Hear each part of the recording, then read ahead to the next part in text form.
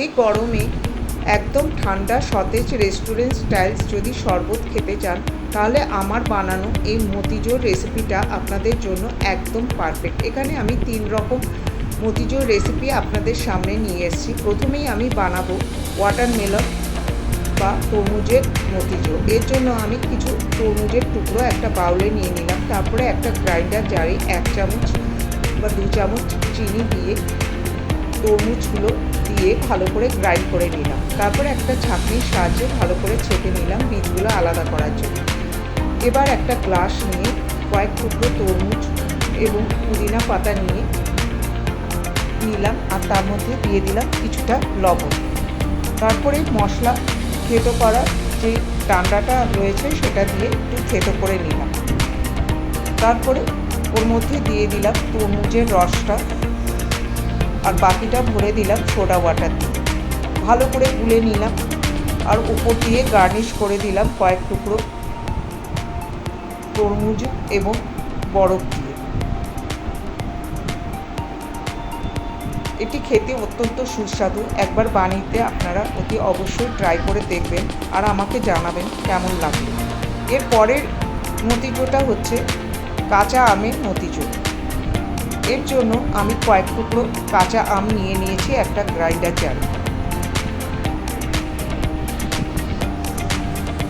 তার মধ্যে নিয়ে নিলাম কিছুটা পুদিনা পাতা, 2 লঙ্কা। বাচ্চারা যদি খায় তাহলে লঙ্কাটা অ্যাভয়েড করবেন। তার মধ্যে দিয়ে দিলাম 2 চামচ মতো চিনি, একটুখানি স্বাদ মতো লবণ, কালো লবণ এবং ভাজা জিরের গুঁড়ো।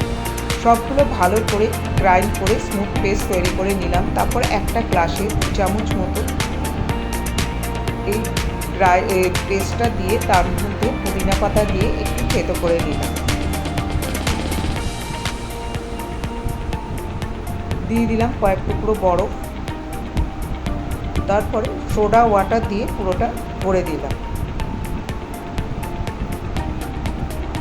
ভালো করে নেড়ে পুরো শরবতটা মিশিয়ে নিলাম। ওপর দিয়ে বরফ এবং ভাজা জিরের গুঁড়ো আর পুদিনা পাতা দিয়ে গার্নিশ করে নিলাম।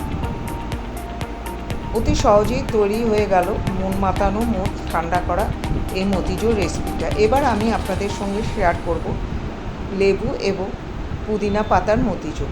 এর জন্য 1 মুঠো পুদিনা পাতা, চিনি, লবণ, কালো লবণ এবং লেবুর রস গ্রাইন্ডার জারে নিয়ে নিলাম। আর নিয়ে নিলাম সামান্য একটু জল। সবগুলো ভালো করে গ্রাইন্ডার জারে গ্রাইন্ড করে একটা ছাঁকনির সাহায্যে ছেঁকে নিলাম। তারপরে কিছুটা রস আমি নিয়ে নিলাম একটা গ্লাসের মধ্যে, কিছুটা পুদিনা পাতা এবং লেবু দিয়ে ভালো করে থেতো করে নিলাম।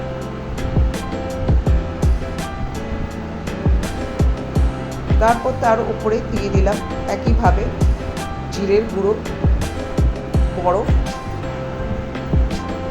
আর গ্লাসটা ভরে দিলাম সোডা ওয়াটার দিয়ে।